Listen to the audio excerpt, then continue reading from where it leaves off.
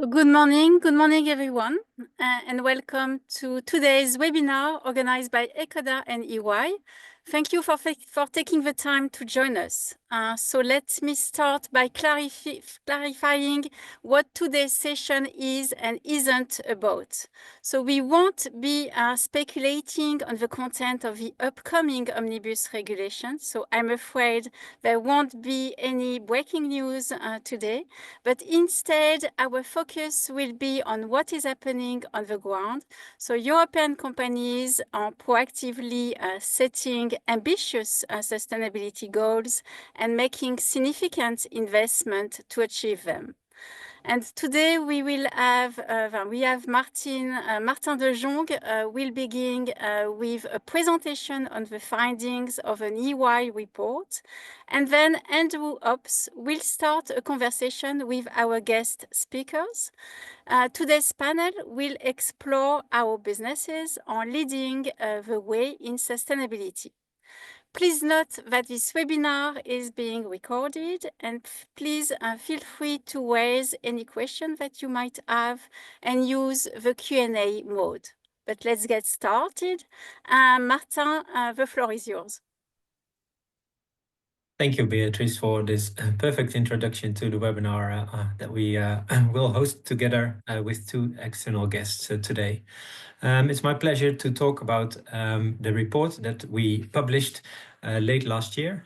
My name is Martin de Jong. I'm a corporate governance specialist for EY in the Netherlands and also part of the core team of the EMEA Center for Board Matters, together with Andrew, who will introduce himself a bit more later. But first into the report that we are talking about today. I'll share my screen. I've got some slides.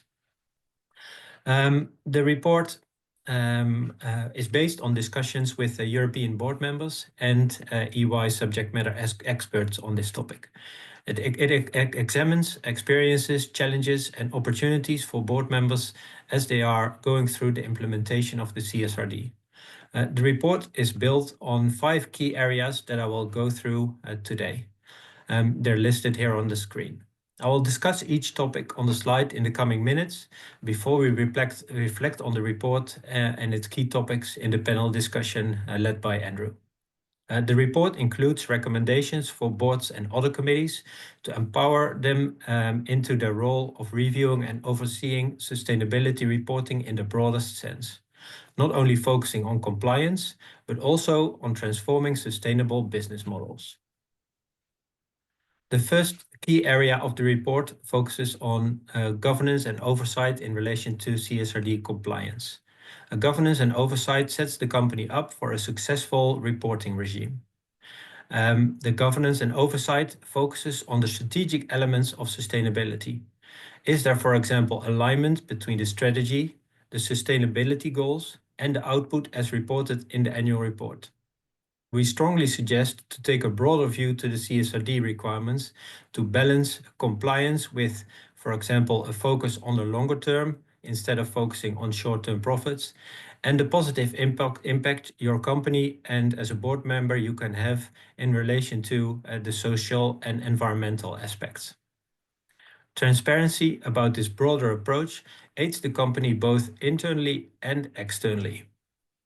The CSRD reporting is a journey with enhancements to be expected over the next couple of years. That's why the connection between strategy and goals are important. I'll get back on that topic in a couple of minutes. The second area focuses on aligning strategy and risk management. Risk management is important as it's part of translating the strategy into the day-to-day business.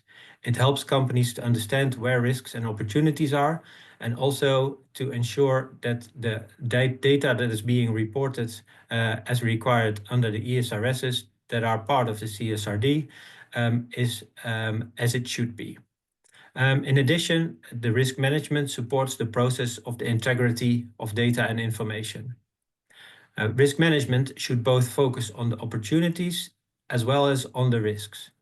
On the risk side, increased transparency based on CSRD information that is published in the annual report and the underlying process also increases the risks, for example, of greenwashing. when companies realize that ambitious targets may not be as realistic or achievable as they were initially set.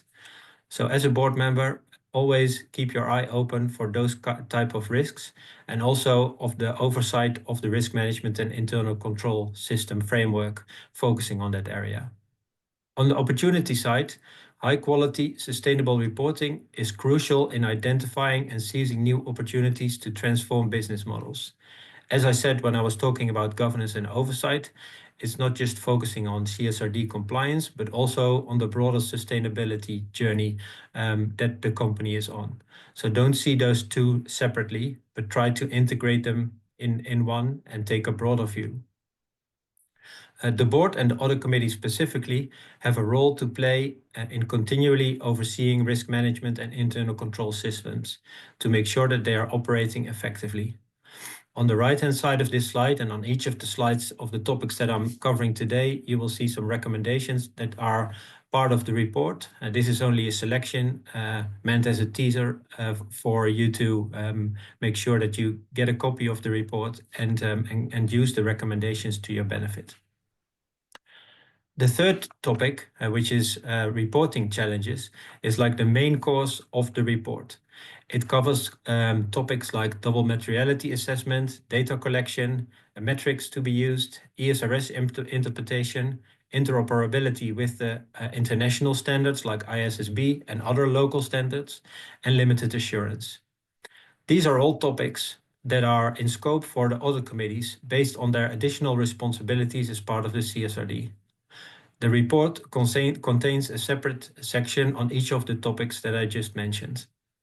On the right-hand side, you will again see some recommendations for the audit committee. A couple of examples. So for example, based on everything that is reported and making sure that the information is available to be reported, do policies need to be updated? Ask questions as an audit committee or a board member to see if that's happening, and not just there's only a focus on what's reported in the annual report. So it also talks about the information and the processes behind the information that is generated for reporting. Another important one is the congruity between sustainability reporting information and financial information. Make sure that they are aligned and that companies can follow and stakeholders can follow, that either are in line with each other and it makes sense the way they are reported. Another example is ESRS interpretation. Based on the standards, management will form a view of how the ESRS standard and disclosure requirements are applicable to that company. As an audit committee and board member role, you have a challenging role in that perspective. Make sure to challenge management, ask questions to be able to understand the interpretation. And finally, I'll just mention limited assurance. Explain the rationale about audit committee judgment on integrity. So stay in touch and in conversations with each other, including the auditor, so everyone's on the same page in relation to the limited assurance that's being provided. Timing is important area. Better to start soon rather than later, the conversations with all the parties involved. Then the fourth topic, that's about stakeholder engagement. CSRD information, as it is reported in the annual report, is not only just that, it is much broader. For example, based on an earlier EY survey, 99% of the investors consider ESG reporting as part of their investment decisions. This goes back to the point I made earlier about CSRD, not just looking at it from a compliance perspective, but in a broader sense. You can use the CSRD information as part of the storyline and the information in relation to stakeholder engagement on your sustainability journey. That's why it's important not only for compliance with CSRD, but also for yourself as a company and a board member to make it worthwhile to get the communication in relation to sustainability information up to speed and correctly. The annual report is quite an important channel for effective sustainability communication, but there are other ways as well. And the panel will touch on this topic as well. My final point on this slide is that a communication plan and strategy is important in relation to stakeholder engagement. So make sure you use it in the best and broadest way you can, the investment that's being made into the CSRD information. Then the last of the 5 topics that are included in the report. The final topic relates to the importance of skills and competencies. It is not to be underestimated. It talks about, for example, internal and external advice and how you can integrate that into the board. A skill assessment and recruitment of board members when they are onboarded, but also current existing members to make sure that the skills and the knowledge that is needed is present, and what can be done, for example, in relation to training plans to equip board members and incoming board members with the sustainability strategy knowledge and the skills that they need to oversee the high quality reporting that I talked about earlier. In practice, we see various ways and approaches to this area. So make sure to tailor it to the company, to your company and to the board itself. Then the final takeaways. To wrap up, before we move on to the panel discussion, I would like to touch on 2 points. As we have seen, boards are tasked with ensuring CSRD compliance while focusing on strategic transformation to ensure the reporting is not the end of the loop. With updates to the strategy based on the reporting and the sustainability goals, the process becomes an ongoing process, which helps achieve the best outcome. So the reporting should not be the end of it. You also go back to the strategy and the goals to see if they're still aligned with each other. That way, the investment in relation to CSRD is the best that you can achieve from a company and board perspective. Then finally, the CSRD, in addition to reporting, challenges the board to assess their governance structures, risk management and internal control systems, as I've talked about earlier, and also stakeholder engagement. So play a role and make a difference as a board member. In the panel that will come up now, we would like to hear from the board members that are already having experience with this to see how they are making a difference in these areas. That's it for the report. I encourage you to get a copy and to read the report in full and make use of the recommendations that we've included for board members and other committees. Have fun with the panel. I'll hand over to Andrew now. Thank you. Thank you, Martijn. I thought that was an absolutely excellent canter through the rich content that's in the report. Just before I introduce myself, I just wanted to add a couple of reflections. I thought the point on stakeholders was a really good one. And I know we said we're not going to get into the Omnibus Directive, but I was talking to a trade body for investors yesterday, and they were expressing, or their members are starting to express concern about the rolling back of regulations potentially and their ability to meet their own sustainable finance disclosure regulation commitments. So it's not just the investment decisions, they also need the information for their own regulatory purposes, which I thought was a point that I hadn't quite appreciated. I thought you did also a very good job of saying, of giving a strong message that it's really necessary for the board to get involved if you're to get the most out of this regulatory regime and avoid inefficiencies and over-disclosure, which we do see around the market. So those are my reflections. Thank you. Anyway, I should introduce myself. I'm Andrew Hobbs. I'm the Public Policy Leader for Europe, Middle East, India and Africa in EY. And I'm also privileged to lead the Centre for Board Matters, as Martijn mentioned earlier. For those that don't know, it's an internal think tank, a small team at EY that's really dedicated to board excellence. So we're here to help. So without further ado, let's get on to our panel discussion. And we have an excellent panel here to talk about the topics that Martijn went through just now. I'll start first by introducing Rika Yokio. Rika has led sustainability and public affairs in major companies across the retail, trade and industrial sectors.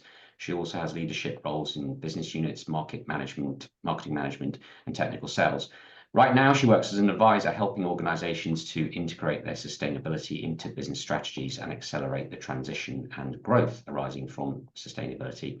And beyond her professional career, she's actively contributed to the work of boards and currently serves on the board of the Natural Resources Institute of Finland. And with her is Karen Dumay. Karen, after extensive experience as a CFO in various multinationals, Karen now focuses on initiatives to accelerate the transition with her own company called GoAct. She's also on various boards. She's the chair of the Audit and Risk Committee and non-executive director at Compagnie du Bois Sauvage, which is the Belgian holding company, and she's a member of the board of Vervel, And in her, if she's got enough time or in her spare time, she leads Gubernur, leads the Sounding Board Committee on Sustainability at Gubernur. And I'm sure many of you know what Gubernur is, but it's the Belgian Institute of Directors. So welcome to you both. I'm going to ask you a series of questions over the next half an hour, and then we'll have some time for Q&A. So to our audience, please do enter your questions in the Q&A box, and we'll get to them in due course. Let's start with the governance and oversight topic that Martijn kicked off with. And I'm going to ask a question to Rika first. As Martijn said, the report from the extensive discussions we've had with our client handlers, but also with from roundtables with board members across Europe, there's certainly a strong message coming out that what can we do to get more out of this regulatory compliance, and how can we make it work for our strategy and performance? What are your views on that, and how are you dealing with the companies that you work with? So that's to Rika first, and then I'll ask Karen to comment, see if she has any additional observations. So Rika. Thank you, Andrew, and very good morning to everybody from Finland. And I'm really pleased to be in this panel discussion. So about this governance and oversight thing, I actually think that one sentence in the report was really good when it said that if companies focus solely on CSRD compliance and overlook the broader purpose of the directive, they will miss a valuable opportunity to embed sustainability into their strategy and create long-term value. So CSRD actually should improve the quality and accessibility of sustainability data in the company, and also by that enable better decisions, accountability, and of course accelerate sustainability transformation. And we all know that combating climate change and biodiversity loss are key issues for us all. And then it was also mentioned that key target group investors, and for them it offers a holistic and comparable view on company sustainability, and based on that they can make better investment decisions. So I've had many discussions with companies and investors also, and heard like two stories about the CSRD. I mean, now it's the first round going, so first time to make it. And I've heard some people who are a little bit negative because they are struggling with the huge amount of work and see some compliance, too much compliance on it. And then also that there are companies who are more positive, who think that in the future it will help in their work. I also see differences between companies. Many big companies, so they have already included sustainability in their strategies, and maybe this is like more, maybe not fine-tuning, but nothing so new for them. But then there are companies like mid and small-sized companies who have not yet worked out their role in sustainable transition, and this process actually can be quite eye-opening. And also I see benefits for the companies who are further in the value chain, maybe not directly under the regulation, but they will be challenges for them from their customers. And at last, I mean, the CSRD, of course, it's a lot of work, at least now when carrying it out for the first time. And there is also a lot of compliance type of work. There are a lot of abbreviations, hundreds of data points, and repeating same story under several topics. But for sure, it's also an opportunity to carefully go through and set companies' sustainability goals and link them to the strategy. Consider the risks and opportunities, as mentioned earlier, and really develop products and services to improve global sustainability problems. So I think it's important to keep the big picture clear in mind when working with it. Very good, very good. Karen, do you want to just maybe a quick follow-up question, Rika? Just you mentioned about the sort of the hard work, the hard yards that companies are experiencing right now. I mean, do you see that easing in future years as this becomes more mature?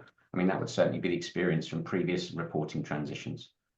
Yeah, there are very few examples, but I'm sure it will be easier. I know one company who has done it already a year ago as a kind of a trial, and it is easier to find the data and work with it and in the years to come. Okay, some encouraging. Perhaps easy is not right. Less difficult might be might be a better expression. Thank you, Karen. Do you want to come in on the question? You know, how can you get more out of it than compliance? Well, good morning, everyone. So I think with the introduction of the CSRD, boards and companies are becoming aware that there's more to consider than business as usual, right? We are faced with incredible climate changes if we do not avert course. So company needs to consider these elements when looking at its vision, mission, and long-term viability.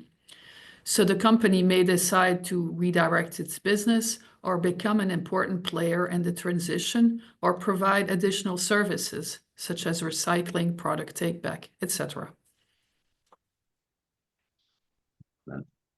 Thanks very much.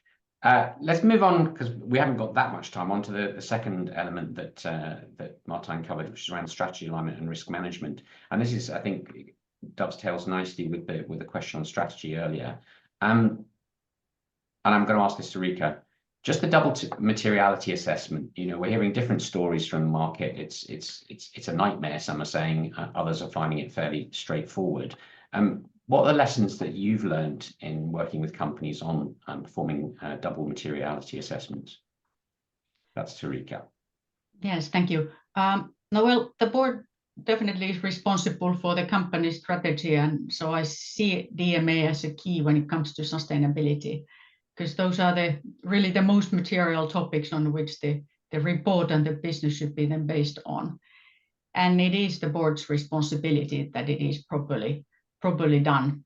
And in the discussions that I've had, so it is definitely the audit committee who probably digs deeper in it, but also the whole board.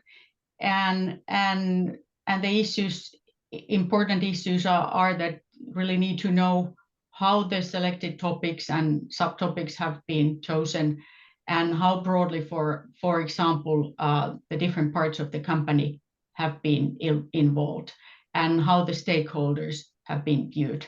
And as everything in CSRD, so all the steps, they must be well documented also. So these type of things, for example. Karen, what about your experience? I mean, you sit on an audit committee and you're on the board. How's that gone in the company? Yeah, and I've had various discussions with people. So I think we need to remember that the DMA, or the double materiality assessment, is a judgmental process. It needs to be documented. But we have seen companies, and this even came up with a Harvard Business Review article of this month, that companies are identifying too many topics in their materiality assessment. And the recommendation is really to focus on 6 at maximum. And also you could look at your business through various lenses. For example, your purpose. What does your company stand for? Shareholders. What are the shareholders trying to tell you? And then science and technology. I'm happy that questions are being asked, you know, such as what are the planetary boundaries that your business may be contributing in crossing, right? And then the other way around, how will the planetary changes affect your company? And then obviously we cannot forget technology, right? Are there emerging technologies that will, you know, help you balance your impact or reduce your impacts? But this is, you know, and then you revisit your business really in that way. Now, regarding the approach of the materiality assessment, because remember in the CSRD mentions that you should really focus on the material topics. So the approach has been your material. If you know your business, you would normally know what your material topics are, right? So these can be determined quickly. On some other topics which are borderline or the material or not, you may call in stakeholders, experts, which will help you validate and document the process that you've taken the right criteria and in consideration. And then the last one, I think some, let's say, hygiene topics, which are, let's say, the standard working. I'm not saying they're not important, obviously, but they're let's say, regular course of doing business, right? Anti-corruption, things like that, working conditions. I would probably recommend, or their recommendations to remove those from the materiality assessment. So I think using the materiality assessment to, in conclusion, to look at your business in a holistic manner, which will really add value instead of, going through the motions of doing this, let's say only with a compliance lens. Very good. When we were preparing for this panel, we were sort of talking about these issues, and I think we were observing that where companies have actually gone through the integration of sustainability into their strategy, they tend to have a clearer view in the double materiality assessment. And what you're essentially getting for a company who hasn't done that, unless they're just disclosing multiple data points, is that you're having to kind of develop your strategy on the hoof, which is something that is to be avoided, I would think. Yeah, and Karen, you want to come in there? Yeah, I can't help but say, if you select too many data points, you're going to end up having to chase many data, or too many topics will lead you into too many data points, which at the end I think will not be so relevant, and will just, again, referring to what Rika said, is make the process maybe unnecessarily cumbersome. Very good. And I don't want to lead the witness, but a question to both of you. Are you seeing where companies are getting lost in the kind of can't see the wood for the trees? Do those tend to be companies where the board is not getting involved soon enough, early enough, strongly enough? Is that what you're seeing? In other words, the positive is that the board really has to get involved and make some judgments here, and kind of direct advisors, direct assurance providers, direct others, direct management, where strong decisions need to be taken. No, maybe it's hard to say that I've seen something like this, but I definitely think that the board needs to have ownership on this process, and really have a close eye on the DMA particularly, because I mean it's their responsibility, and also that's the important part of the strategy when going forward. But yeah, and then also remember, it's an education element, right? This is all new, so the board, needs to also question sometimes the approach. Obviously, they rely on what's being presented to them, but it's still, this is all still very much new material. So you may go to the extreme and just, want to do everything right, and then you end up, in the worst case scenario, you'll end up with 1,000 data points. And so yeah, but the educational aspect, what we're, with referring to your question earlier, Andrew, will it get easier? I think it will get easier for companies. And again, just focus on what is essential. We're also seeing, sustainability reports of some companies, 100, 200 pages. You wonder, what is the essence here? What is being, yeah, are we losing, like you said, the trees and the forest, basically? Thank you. No pun intended.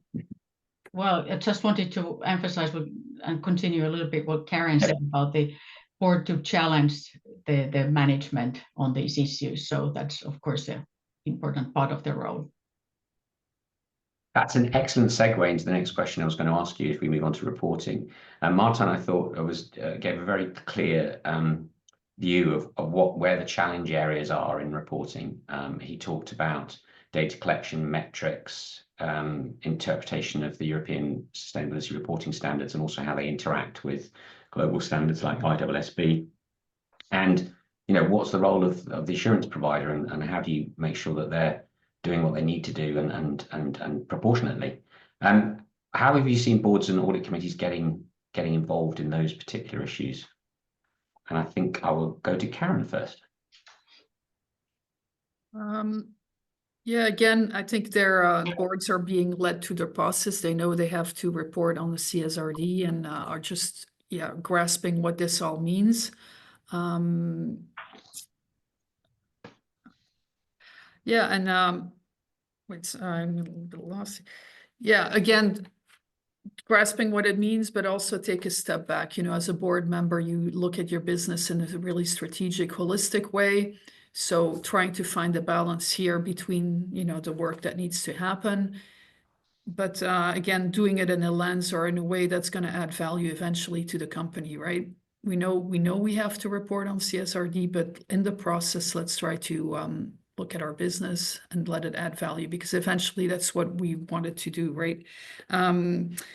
I do have an example here of someone who's mentioned this, that sometimes the new way of, let's say this is additional data sometimes we're collecting, we need to collect it, and we'll, this is additional things beyond the financial data. And some companies have sometimes are adapting their management reporting on the new way of looking at their business. For example, a producer of fresh and vegetables is now looking at the retailers, how it's basically selling different types of produce throughout the year, looking at seasonality aspects. Obviously, if you're looking at a sustainable way, you want to look at local produce. You want to, not offer strawberries all year round. So the management reporting may need to be adapted to actually go into line what we're trying to do. Are we trying to steer our business in a more sustainable manner? So this is a little bit different than just reporting on, let's say, non-financial KPIs. We're now sometimes hopefully changing our business in a way that is going to become more sustainable. And I find that obviously very, very interesting, because this is the goal of the CSRD, right?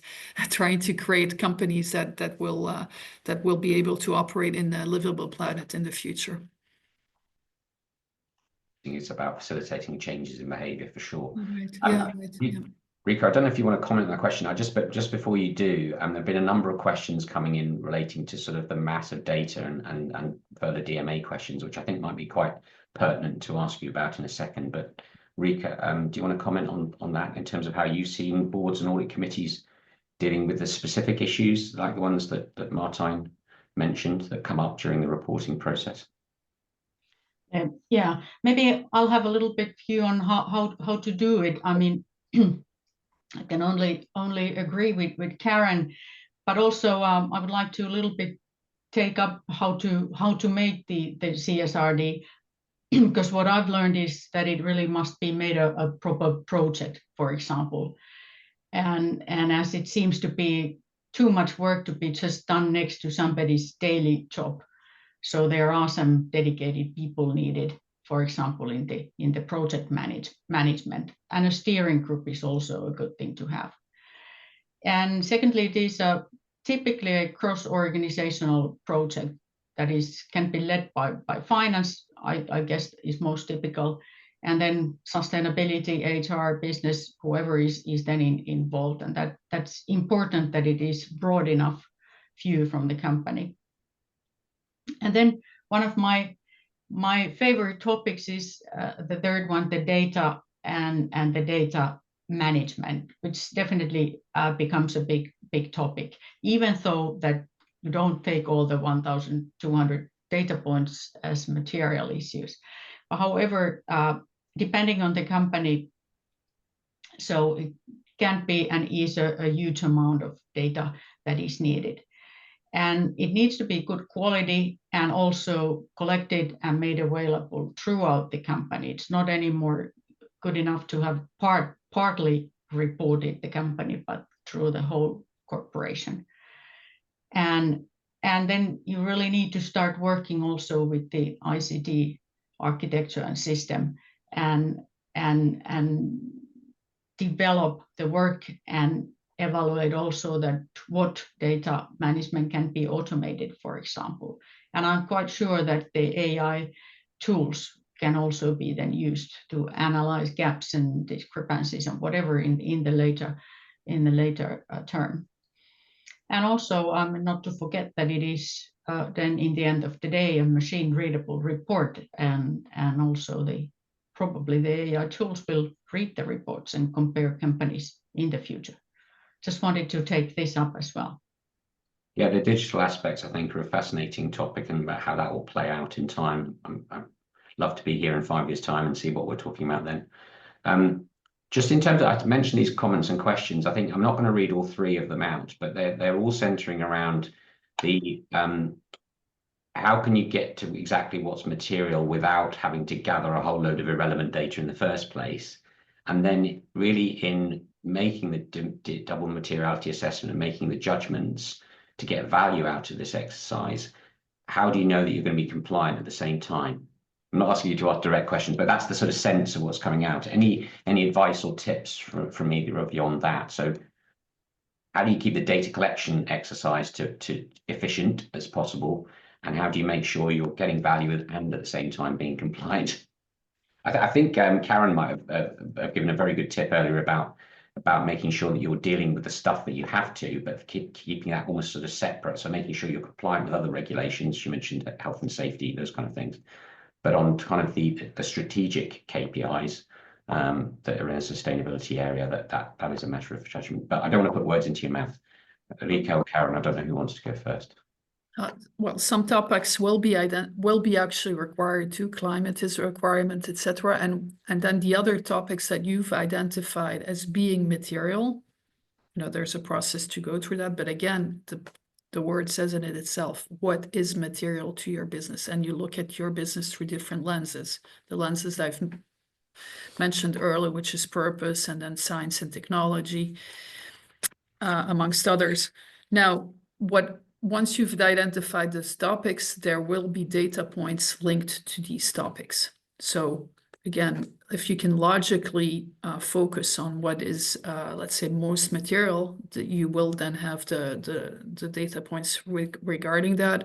Now, regarding limited assurance, getting your auditors or those that will provide limited assurance along the way, explain the process to them. I think it's, again, just like when you always work with auditors, your business, and it's judgmental based. So it's up to you to defend what you're basically after here. You know your business best, right? But you look at your business from a much wider perspective than you did before, because this is what the CSRD requires.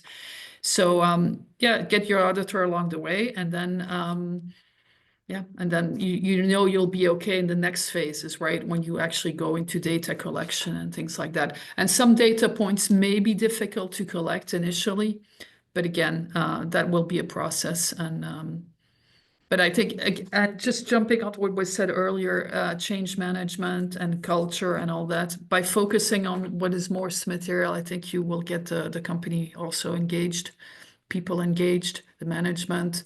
If the board's engaged, management's engaged, and see this as a valuable exercise. So that's why you want to look at it holistically, so you can also sell it to the troops, right? That, this is going to bring some value, that we're looking at our business in that kind of way. Thank you. Love that point you made at the end about if the board's engaged, management is engaged. It reminds me of that phrase, what interests my boss fascinates me. Excellent. Ulrika, do you want to comment on the sort of the kind of how do you avoid this turning into this sort of mountain of data? And then even if you have a good DMA, double materiality assessment with valuable data coming out of the end, how do you square this and remain compliant at the same time? Well, I think Karen put it very nicely there. And but what I've seen also is that first of all, even though CSRD is a very broad thing, so there might be some other sustainability topics that are important for the companies that are not in the CSRD.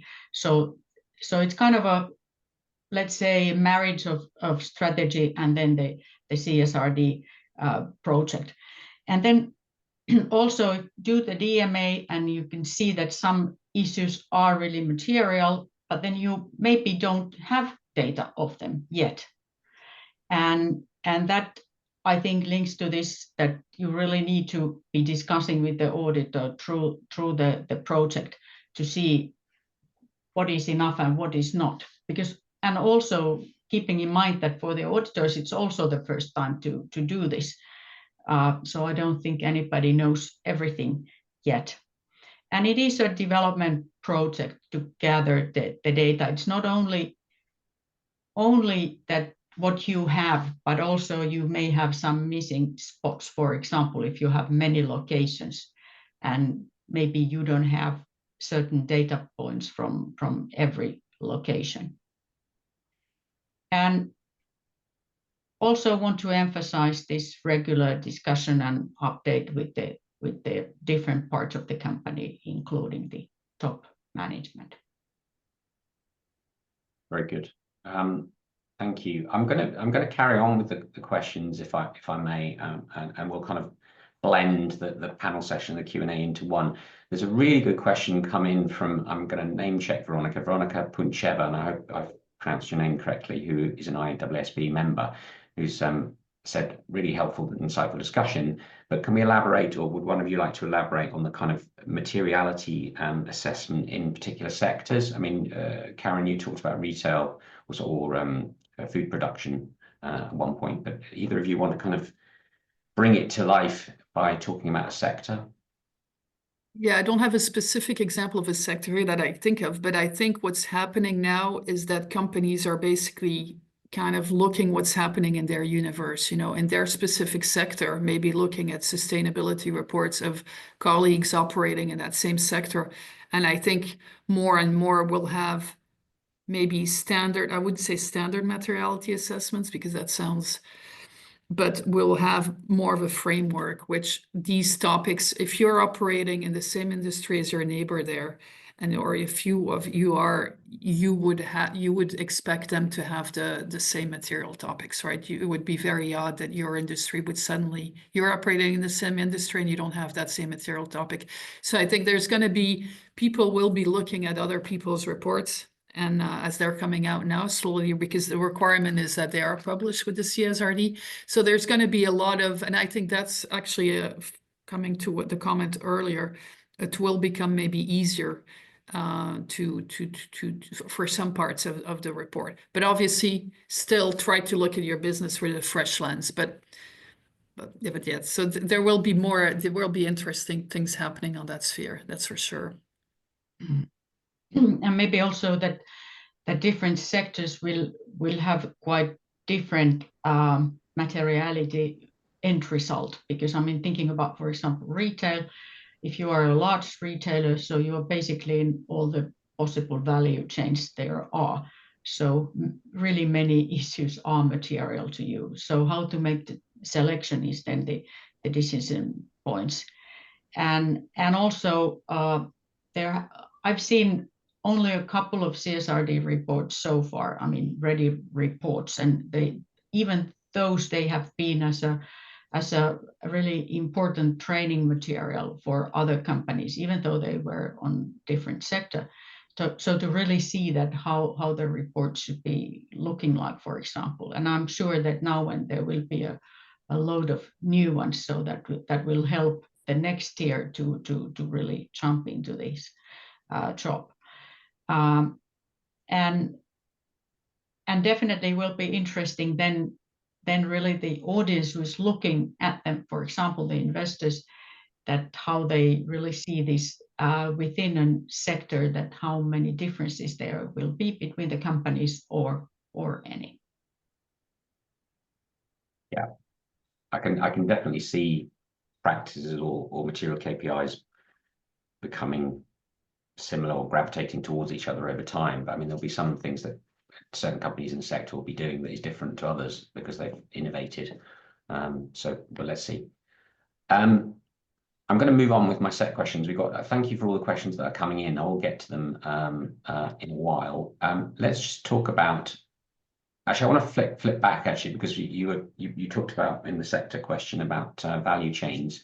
So let's just go back to a question that I didn't ask earlier, which was about where, as I've talked to companies that do have sustainability strategies, the kind of top line issue, and this is not to do with reporting, this is about transitioning, is we've done the easy stuff, now we're getting into the hard stuff, and that's particularly around scope 3 and your kind of wider infrastructure, your sort of wider value chain and infrastructure that you need to access that third parties run, like recycling facilities in packaging, for example, or EV charging networks would be another one. Can you, both of you, comment on your experience in kind of that more difficult stuff, if I can call it that? Well, I think that is very important. Difficult stuff is really the scope 3. When it comes to climate, where it really refers to, so those are scope 3 means the emissions that are indirect for the company coming from the value chain, both upstream and also downstream.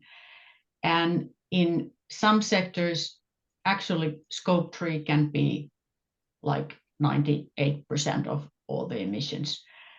And And the scope 1 and 2, you can easily, no, not easily, but you can impact yourself. And so that's, of course, the first focus. But scope 3 is definitely less mature and more difficult to achieve proper data, good quality data.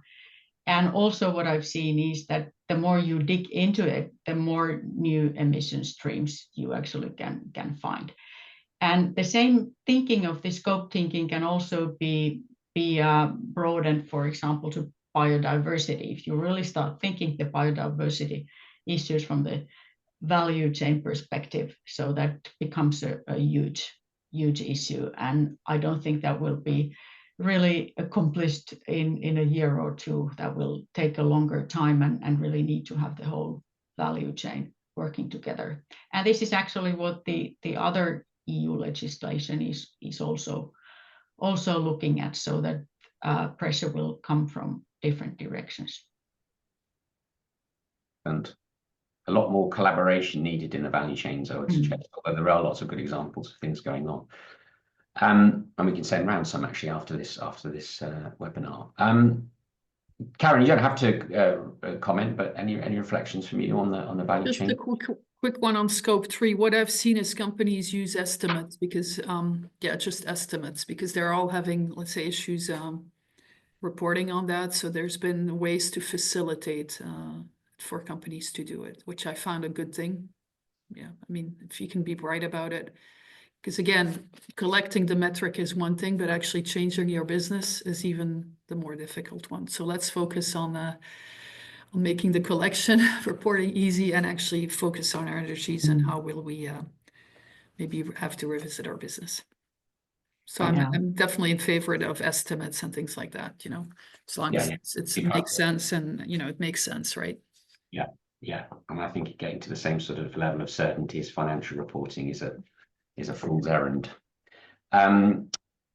Great. I'm going to move on to keep going through Martijn's key topics. So if we move on to the topic of stakeholder engagement, and there's lots of questions coming through on the omnibus, which we said we weren't going to talk about, but I think that would be a nice set of questions to end on. If we can kind of, what would you do if you were the Commission, based on your experiences, perhaps how I would paraphrase them all. We'll come back to those a bit later.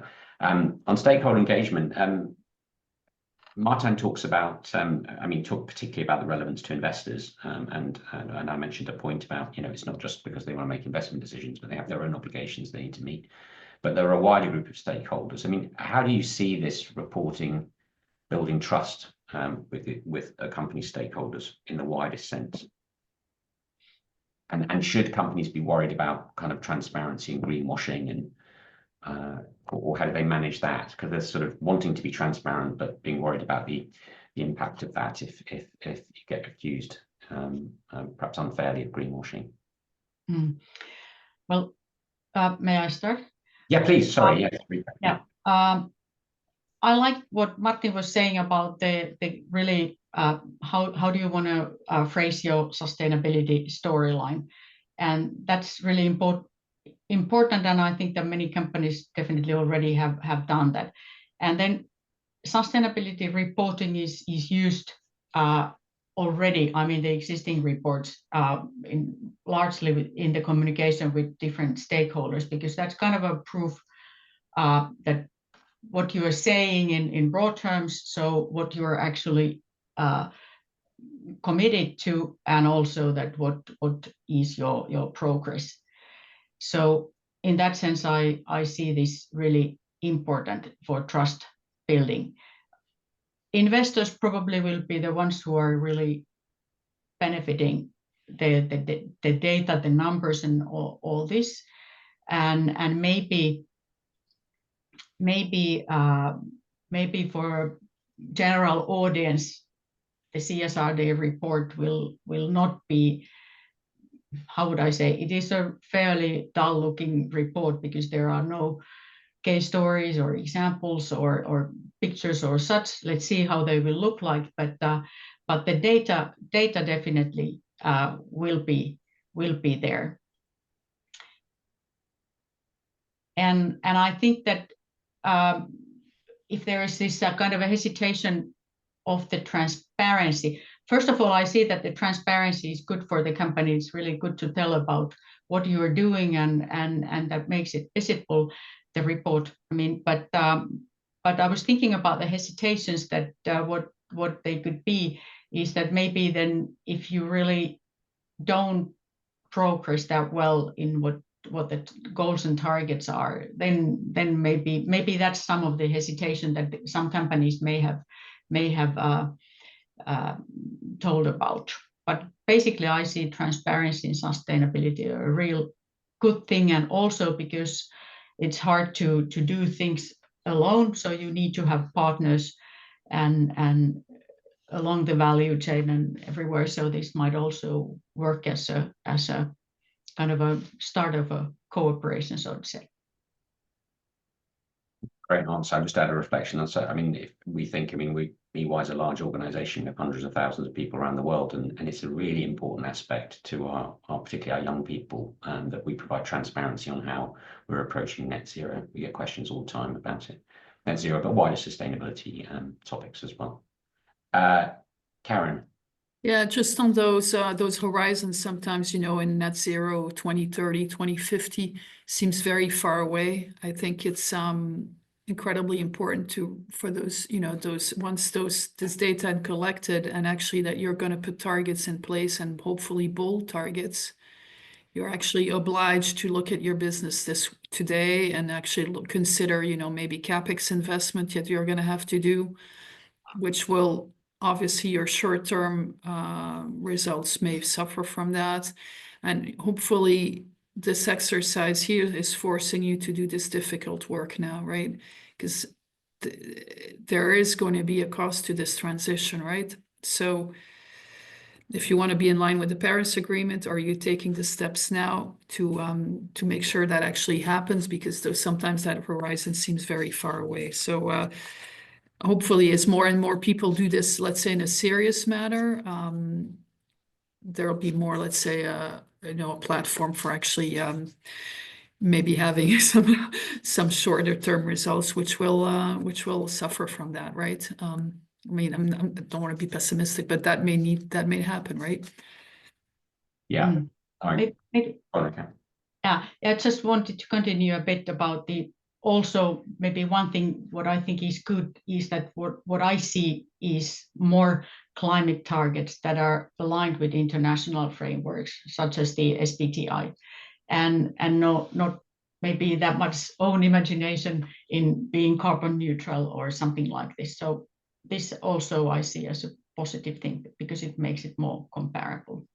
And then you need to do a transition plan, and that pathway is really then showing to you that what you have to do and in which space. And really many climate issues, for example, they require then in the end of the day investment and also technology that makes it possible. So the kind of transition pathway is a real eye-opening tool for companies to see how they do this climate or how they achieve the climate goals. Excellent points. I think just wanted to pick up, Karen, on your point about sort of the cost of the transition. I mean, it seems to me someone mentioned competitiveness and the US earlier on in the chat. It seems to me it's a question about cost now or greater cost later. And cost now and then advantage later, and competitiveness later. But perhaps that's as political as I'm going to get on this webinar. Right, we're rapidly running out of time. I'm going to ask you a very quick question, because it's very pertinent to ecoDa and its members, which is the whole point about skills on directors. Any tips on how boards get better educated on this agenda to kind of deliver on some of the things you were taking earlier? And then I've got some very quick questions, some practical questions from the audience, and then I'm going to ask for your wish list for the omnibus at the end. So I'll just go back. So it was any tips on how your boards have been educated on CSRD and how you'll develop and maintain skills needed? And you don't both have to comment if you don't want to. We'll take that. Maybe Karen. Yeah, some board members have taken, we've had chapter 0 here in Brussels, for example. That's been great also for the network. And then obviously with Gubern building, building the network, just educating or, exchanging, offering some, let's say, network events where we actually work on business cases. And no, very interesting. Yeah, obviously extremely interesting topic too. But yeah, it's a lot to learn, right? And as some, you have different levels, right? You've got levels of people who are, let's say, very passionate because they, they feel the climate, or they're even, thinking about collapse, which, can happen. And then you've got other people that are still very much in the business as usual mindset. So there's like a personal thing about that. And then obviously is how do you translate that to what the company should be doing? So this is all very interesting field. And it's, let's say some more passionate individuals will try to transfer their knowledge to other colleagues. Thank you. I think for the sake of time, what I'll just refer people to is the report, which has a number of sort of options about how you might upskill, which I'm sure will be many of which will be obvious, but let's refer you there. Let's take some specific questions. We've got a practical one, and I think it was Rika who mentioned the concept of steering committees. We've got a question from Serge Hubert, who says, how are those steering committees set up? Do they integrate boards of directors and management employees? Are there others on there? What do you think works? No, well, based on the experience I have, so the steering committee has actually been from the management of the company and the people who are really leading the CSRD project. So it's kind of a tool that then decides what and how the issues are taken to the board, for example. So it can be a broader group of people who make the kind of preliminary decisions to then be taken to further in the management and board. Thanks very much. And then I'm going to ask another specific question this time to Karen. I think this is kind of how long is a piece of string is the answer, but any insights you have will be welcome. We've had an anonymous question saying, how much budget should be allocated for CSRD reporting? I do know that Business Europe has produced some sort of cost examples in their kind of submissions on deregulation, which are quite chunky. But any idea? Maybe by comparison to financial reporting budgets. Yeah, but I've seen different ones. It depends also how big the company is, the scope of your company, how many entities you've got, but I think I've seen at least, I would say 100,000 euros is what you're going to have if you get guided through your materiality assessment, things like that. Yeah. And obviously you may need to dedicate one or two internal resources to help. And then obviously depending if your CFO will take that on, that also helps. And yeah. And then obviously I think the number, again, sorry, beating the topic to death here, the number of material topics I think will have an impact. Yeah, I think that goes back to the point we were discussing earlier, which is it's more difficult in year one in a transition year. It's going to be more costly, you're going to get more people, but you should reduce the resources you're spending over time. Certainly the transitions before. Very good. With 2 minutes to go, I'm going to get back to this omnibus question, and I'm going to frame it as a kind of nice way of exiting, which is, given all the experience that you've had in this process in terms of kind of sustainability reporting and getting it set up, if you were going to ask the Commission to change one thing, what would it be? And secondly, what should they keep? Sorry, which one? What was the second one? What would you change and what would you keep? What should a number of questions have sort of said, should we leave it alone? What should we remove? What should we change? Okay. All right. I'm sorry to put you on the spot. Well, I don't know the omnibus regulation or let's say the idea too well yet, and don't want to really take stance there, because I mean, also I think which is not very good for companies is that things are changing all the time. So there should be a little bit foreseeing that what is coming, and that will be then kept. But if I'm thinking about the process itself, I do like the DMA because it makes you taking a broader let's say, company broadly involved in thinking what is important for us, what is material and what is not. So I like that. And what I would change is that the number of data points, somehow that you can do it gradually, not have the whole bunch of 1,000 data points immediately. So something like this, thought in a second. Very good. Yes. No, thank you for doing that on the hoof. Karen, you've had the advantage of having it slightly longer to think about it. Is there anything you want to? Yeah, well, I definitely agree with that, material less data points, but then really look at what is the purpose of this whole thing. CSRD, simplification, we want to go transition, right? We want to go to renewable energy. We want our industries to be competitive in this new world. And I think Europe wants to be competitive, but we know that our planet is at risk. So really, let's take that lens, and do anything that will actually make us focus on doing that type of work, transitioning, right? And if anything is on simplification, great, but if we're on this pathway, that we do not deviate from the pathway, instead of spending energy on collecting tons of data points, let's spend our energy on actually changing and transitioning our businesses. So anything that would go in that regard would have my thumbs up. A very good way to end, and I think the Rika's comments on materiality, I think, very much dovetail with that. So concentrate, eyes on the prize, remember what this is all about, but let's not make it more complicated and costly than it needs to be. Very good. I'm not going to sum up because I'm conscious we've gone over time, and I'm just going to hand it back to Beatrice, but I just want to say thank you to the panelists. You've been absolutely excellent. I've really enjoyed this conversation, and I hope we can continue it. Thank you. Back to you, Beatrice.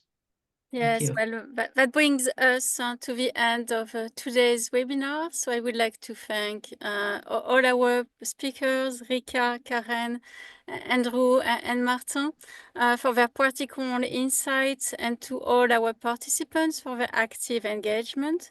So it seems that regardless of what will happen with the Omnibus Directive, the ball is rolling. And some companies have clearly understood that they can gain a competitive advantage through sustainability strategies. So this is certainly the good news of the day. Be aware that we will try to summarize the outcome of the webinar. So there will be a summary report available quite soon. And I would like to engage you to stay in touch with ecoDa, and we look forward to seeing you at our next webinar. Be aware that the next webinar will be on both corporate governance for SOEs. So I wish you all a very good day, and stay in touch again with ecoDa and EY as well. Thank you very much. Thank you. Interesting. Thank you.